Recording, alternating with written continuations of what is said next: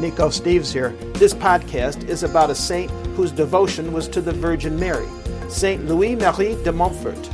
But first, segments from the audiobook version of The Very Fine Light. Chapter 23. Across town, Mike and his dad stood in front of their home watching some of their neighbors. Many were busy decorating the outsides of their homes. Some running strings of green and red lights, others used all white and still others blue-colored lights. His dad waved to their next-door neighbor as the man finished placing a 20-foot aluminum extension ladder against the front side of his split-level brick house. "Gee, Dad, you're usually the only one on the street who decorates for Christmas," Mikey said. His dad laughed. "They're not getting religious, but the street is really looking festive."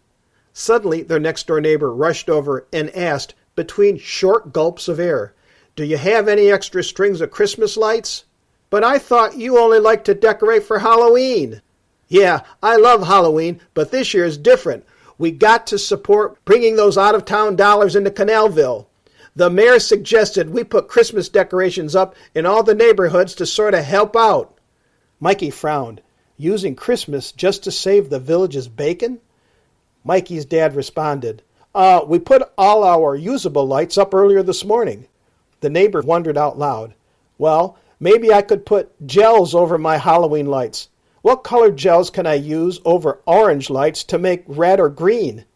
Mikey plucked several leaves off the holly bush he was standing next to. What sincere insincerity! He listened as his dad and the neighbor considered color choices for the gels. "I don't want no part of any such phony baloney. I ain't having nothing more to do with any Christmas trappings this year, period. End of story." Their neighbor scurried away. "Hey, Mikey, help me get the Christmas tree off the roof of the car and go to the basement and pull out the tree stand." Mikey's new pledge to avoid the holiday was already being challenged. He needed an objection. He rushed towards his car. "Gotta get to work." "But it'll only take a minute, Mikey." But Mikey started the car and, to his dad's chagrin, maneuvered around his dad's Christmas tree-laden car. The classic car radio suddenly came to life and blared out a 50s-era rendition of White Christmas. "No Christmas music," Mikey shouted at the radio as the car traveled backwards down the long driveway. He reached over and turned the old AM radio off, then looked in the rearview mirror. I forgot about having to rehearse in the church. That could make a self-imposed Christmas boycott difficult. Nevertheless, I'm going to try to ignore any of the stuff that makes up this Christmas holiday." Nico Steves here. I hope you enjoyed today's segments from the audiobook version, as well as if you've signed up for the newsletter, you're going to see the cover from the upcoming print version of The Very Fine Light. So don't forget to put your name on my mailing list at nicosteves.com in order to get even more advanced information on the upcoming audiobook and print version of The Very Fine Light, for release just in time for the Christmas season. Saint Marie de Montfort is known for his devotion to the Virgin Mary. Here's one of his observations that I'm struck by, and I'd like to hear your thoughts on what it means to you, either here on the podcast page or email me at nicosteves@gmail.com. Quote, "She is not the sun, which by the brightness of its rays blinds us because of our weakness, but she is fair and as gentle as the moon, which receives the light of the sun, and she tempers it to make it more suitable to our capacity." Unquote. And this comes from True Devotions to the Virgin Mary. I've wanted to write about the dedication and the popularization of this saint as one of the great proponents of belief in honoring the Virgin Mary as a way to bring a person closer to God. His dedication is quite clear, and based on what I've just quoted, gives you an idea of his views for why to seek help from the Virgin Mary. I was very surprised during my research for this podcast to learn that the above-quoted book, True Devotion to Mary, had been lost for over 150 years. Apparently, the reality of a lost text with respects to the remembrance for Saint de Montfort harbors a period of time when his work was not considered worth keeping around. To be sure, today he is well known in the Roman Catholic Church, and his love for the Virgin Mary well documented. So how did this priest, author, and head of a religious society become lost initially? But I'd like to offer just one more of his quotes about why honor the Virgin Mary, to give an example of the depth of his deep-seated beliefs in the Virgin Mary. Quote, "She embellishes our works, adorning them with her own merits and virtues. It's as if a peasant, wishing to gain the friendship and benevolence of the king, went to the queen and presented her with a fruit which was his whole revenue, in order that she might present it to the king. This queen, having accepted the poor little offering from the peasant, would place the fruit on a large and beautiful dish of gold, and so on the peasant's behalf would present it to the king. Then the fruit, however unworthy in itself to be a king's present, would become worthy of his majesty because of the dish of gold on which it rested and the person who presented it."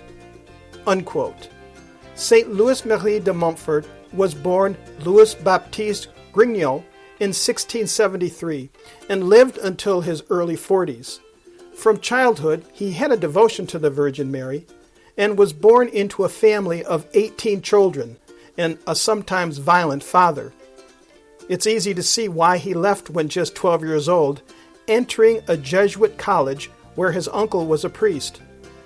He was a brilliant student, but he would also work to care for the poor, which began his lifelong struggle to help others in need, and in the process bring the idea of devotion of the Blessed Mother to the poor. Influenced by his Jesuit instructors, he gave himself entirely to Jesus through the Madonna, choosing to give up possessions, to the point where, as he graduated to a seminary in Paris, he chose to give the money he received for getting there, giving it away to the poor, and endeavored to walk the 700 miles to Paris, and he had to beg for food along the way.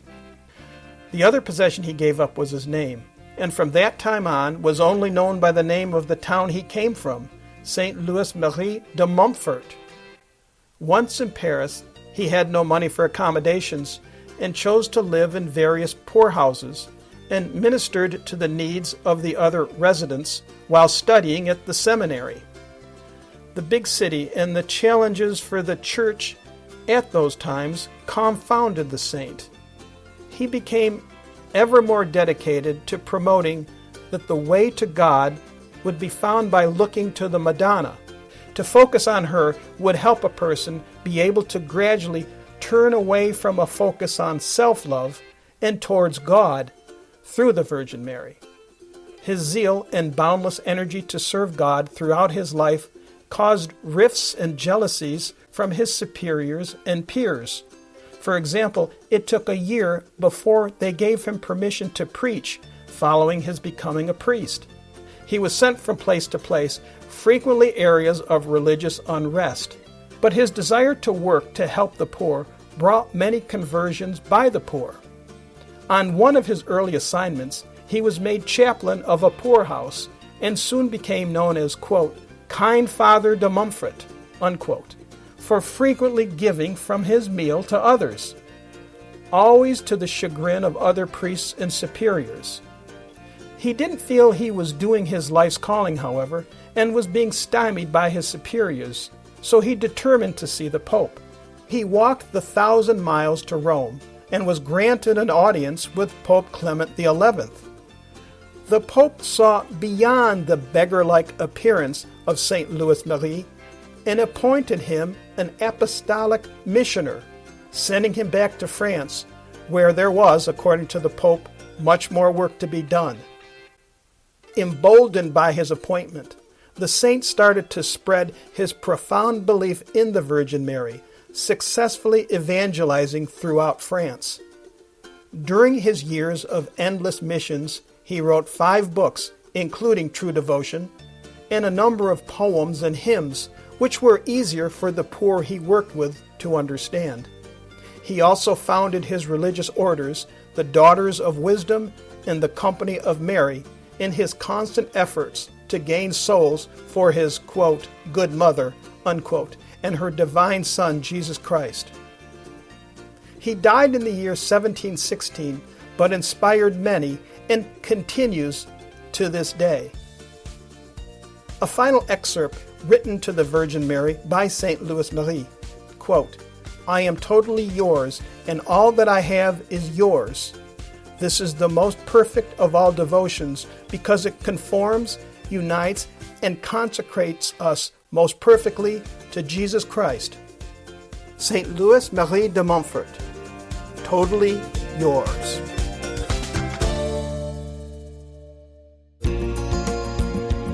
My new book, The Very Fine Light, is available on Amazon.com. Please feel free to contact me at nicosteves.com. That's Nikos Steves, Steves.com. If you like this episode, and for more, share them with friends, and consider William J. Walsh's book, Heaven's Bright Queen, Apparitions and Shrines of Heaven's Bright Queen. Well, this is Nico Steves. Thank you. See you next time.